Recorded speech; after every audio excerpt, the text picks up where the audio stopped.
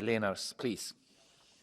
Thank you very much, Mr. President. Last Sunday, over 500,000 people took to the streets in Warsaw in the biggest political gathering since communism. They were waving Polish and European flags because they passionately love Poland, they are committed to its European future, and they look at the European Union for help to stop the current ruling party completely destroying what's left of democracy and rule of law in Poland and jeopardizing Poland's place in the European Union along the way.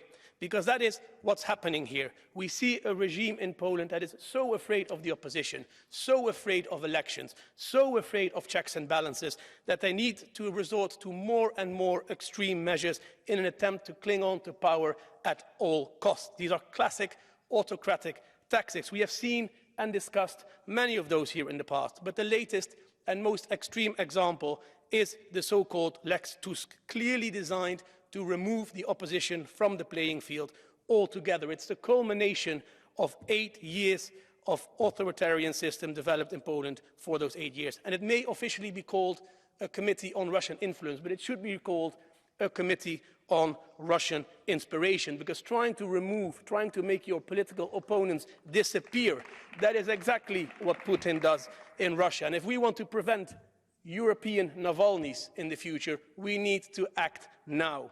And I thank the Commission, Commissioner Reinders, for acting swiftly and determinedly, because we must stand shoulder to shoulder to those in Poland that are fighting for democracy and rule of law, often at great personal expense. And we fully support the infringement procedure that the Commission initiated, and we welcome the sense of urgency with which you have done so, because we cannot overstate the urgency of this issue. Whatever smokescreen is being put up in Warsaw, the law is signed and enforced, and if we don't act strong enough, if we don't act quick enough, the damage will be done and it'll be too late for repairs. We must do everything in our power to prevent that from happening, and we call on the Commission, therefore, to also strongly consider to take interim measures in parallel to the infringement procedures, because there is simply no time to lose.